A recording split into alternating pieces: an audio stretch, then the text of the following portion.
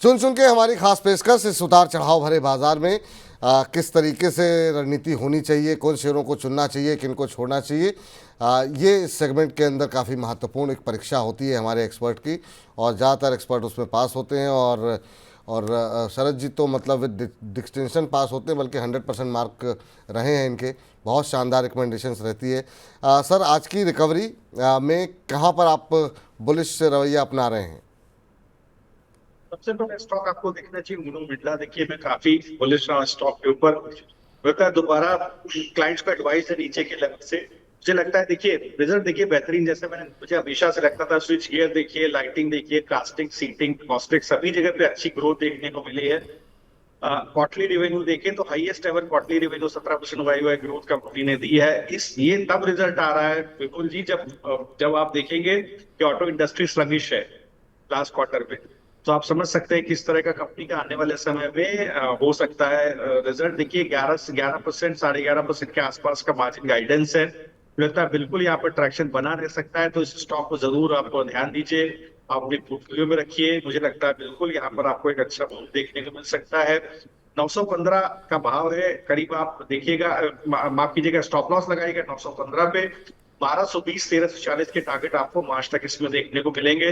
दूसरा federal bank, यहाँ पर देखिए ध्यान रखिएगा, बेहतरीन रिजल्ट कंपनी देती आ रही है। आप देखेंगे तो जो जिस तरह का कंपनी का डिपॉजिट ग्रोथ है, सिक्वेंशियली आप देखेंगे तो 1% का ग्रोथ है, वाई वाई 16% का डिपॉजिट ग्रोथ है। एडवांसेस में देखेंगे तो क्वार्टर क्वार्टर 4% का ग्रोथ है। प्रॉफिटेबिलिटी में देखेंगे तो आरओई और आरओई बहुत कंसिस्टेंट लेवल पर मेंटेन्ड है। तो यहाँ पर आप देखेंगे तो जैसे ही कॉस्ट ऑफ फंड थोड़ा गिरती हुई दिखाई देगी, मार्जिन एक्सपेंशन यहाँ आपको होता हुआ दिखाई देगा। तो जो सीबीसी की बुक है, क्रॉस लोन बुक, आप कहीं भी देखें, गोल्ड बुक गोल्ड में देखें या सीबीसी में देखें या बिजनेस लोन्स पे देखें, बहुत अच्छी लोन ग्रोथ है। मुझे लगता है बिल्कुल स्टॉक के अंदर जबरदस्त स्ट्रेंथ है, इसके अंदर बिल्कुल बने रहना चाहिए। यहाँ पर एक बड़ा मूव आपको आता हुआ दिखाई दे सकता है, तो कोई भी डिप मिले आपको तो बिल्कुल आप खरीदारी कीजिए। 1890 1898 1900 का माफ कीजिएगा, 236 का 190 का, 200 रुपए का स्टॉप लॉस रखिएगा, माफ कीजिएगा गलत लिख गया हूं मैं। ये जी। 200 रुपए का स्टॉप लॉस है, टारगेट रखिएगा 236 का। जनवरी तक आपको टारगेट कम से कम देखने को मिलेगा, हो सकता है ऊपर आपको 250 तक के भी टारगेट देखने को मिले। तो फेडरल बैंक और सिटी यूनियन बैंक, ये दो बैंक है जो मैं बार बार रिकमेंड कर रहा हूँ, या जरूर पोजीशन रखिएगा। जी, चलिए, तो ये वो कंपनियां हैं जहां पे आप खरीदारी करके चल सकते हैं। एक एक करके जरा स्क्रीन पर लेकर के आते हैं। सबसे पहले फेडरल बैंक, जहां पर कि 236 रुपये के साथ खरीदारी करने की सलाह दी जा रही है। 200 रुपये का आपको एक स्टॉप लॉस लगाना है, यानी कि 10 रुपये नीचे का एक स्टॉप लॉस लगाने की यहाँ पर सलाह दी जा रही है। अभी अगर हम देखें 210 के आसपास ये शेयर ट्रेड करता हुआ, 236 के लक्ष्य के साथ खरीदारी करें। स्टॉप लॉस का विशेष ध्यान रखें इस उतार चढ़ाव के बाजार में। अगली कंपनी जरा स्क्रीन पर लेकर के आइए, जहाँ पर शरद जी की तरफ से खरीदारी की सलाह दी जा रही है, वो है यूएनओ मिंडा। 1055 के आसपास अभी चलता हुआ, लेकिन ऊपर की तरफ यहाँ पर आपको 1220 और उसके बाद अगर ये लेवल सस्टेन होते हैं तो 1340 ये लक्ष्य यहाँ पर यूएनओ मिंडा में देखने को मिल सकते हैं। एक स्टॉप लॉस आपको सजेस्ट किया गया है, वो सजेस्ट किया गया है 915 रुपये के स्टॉप लॉस के साथ 1220 का लक्ष्य, 1220 और फिर 1340 तक के लक्ष्य देखने को मिल सकते हैं। सर, आपको धन्यवाद करें कि ना करें, क्योंकि जिस तरीके का रिकवरी मोड आया है सर, काफ़ी शानदार। ज़रा एक बार एक टिप्पणी आपकी जानना चाहेंगे निफ्टी पर।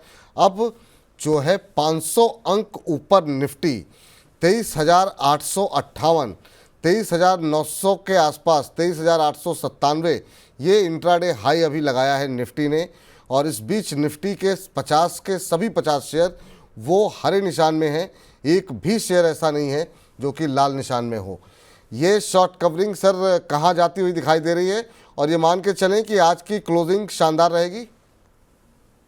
बिल्कुल, देखिए यही जोन मैंने आपको सुबह बताया था, 13,815 870, ये जोन टूट जाए पर निकल जाए, बिल्कुल भगवान से मनाइए कि ये जोन सस्टेन रहे, मतलब 23,800 के नीचे 2-3 दिन ना फिसले निफ्टी, तो बहुत आराम से आपको 24,600 दिखाई देगा निफ्टी। तो एक बड़ा आपको मूव ऊपर की तरफ आता हुआ, करीब मान लीजिए कि करीब 600 800 पॉइंट का मूव आपको ऊपर आता हुआ दिखाई देगा। सिमिलर एक बड़ा अच्छा ब्रेकआउट बनता हुआ दिखाई दे रहा है, बस ये मानिए कि 23,800 सस्टेन हो जाए। सिमिलरली बैंक निफ्टी में आप देखेंगे तो दोबारा एक बार बहुत सी स्ट्रेंथ 50,800 51,000 के आसपास बनती हुई दिखाई दी है। ये जो पुल बैक आया है ये बहुत आराम से स्टॉक को, बैंक निफ्टी को करीब करीब आप मान के चले 51,495 586 वहां तक तो मिनिमम लेकर के जाएगा। वो जोन निकाल देता है तब आप मानिएगा आप दोबारा 52,577 52,600 की तरफ चलते हुए दिखाई देंगे। मेरा ऐसा मानना है, मैं पहले से इस बात का विपुल जी लगातार जिक्र कर रहा हूँ, कोई भी देखिए स्टैग्नेशन सिचुएशन नहीं है। जी। ये केवल ये था कि सितंबर में जैसे ही बाजार ने समझ लिया कि सीपीआई नंबर खराब आने वाला है, आईपी का नंबर खराब आने वाला है, तुरंत बाजार में गिरावट देखने को मिली है। लेकिन ये मान के चलिएगा 14-15 सितंबर तक एफआई ने भर करके खरीदा, खूब जेब भरी। इसके बाद 28 तारीख से बाजार गिरने लग गई। तो एफआई के खरीदने बेचने से इतना फर्क नहीं पड़ता है। हमेशा लेट एंट्रेंट एफआई रहते, पिछले 10 साल का डेटा उठा के देखिए, वो हमेशा लेट एंट्री करते हैं बाजार के अंदर जब खरीदते हैं। तो जी। बिल्कुल डीआई वहां पे लीड करता है। डीआई ने जेब भर के खरीदा है सर पिछले समय में बाजार को। मुझे लगता है बिल्कुल बाजार में गिरावट का दौर नहीं है। ये कहते हुए मैं एंड करूंगा कि देखिए जहां रिजल्ट अच्छे आ रहे हैं सीक्वेंशियली वहां लॉन्ग पोजीशन बना के चलिएगा। प्यार मोहब्बत उस स्टॉक्स मत कीजिएगा जिसके रिजल्ट खराब आ रहे हैं, वो आपको बहुत अच्छा मूव ऊपर की तरफ नहीं देगा। चलिए, तो वीकेंड बन गया है मेरे ख्याल से। अब देखना ये है कि आखिरी के 1 घंटे भी बाजार इसी तरीके से सस्टेन कर जाए। चलते चलते कोई डिस्क्लोजर आपकी तरफ से सर? बिल्कुल जी, बिल्कुल स्टॉक्स डिस्कस हुए, वहां पर बिल्कुल क्लाइंट की पोजीशन हो सकती है। निफ्टी, बैंक निफ्टी और स्टॉक्स के फ्यूचर एंड ऑप्शंस में भी क्लाइंट की पोजीशन हो सकती है। बहुत बहुत शुक्रिया, बहुत बहुत धन्यवाद सर आज की इस चर्चा में जुड़ने के लिए और इतने महत्वपूर्ण दिन हमारे इस कार्यक्रम का हिस्सा बनने के लिए।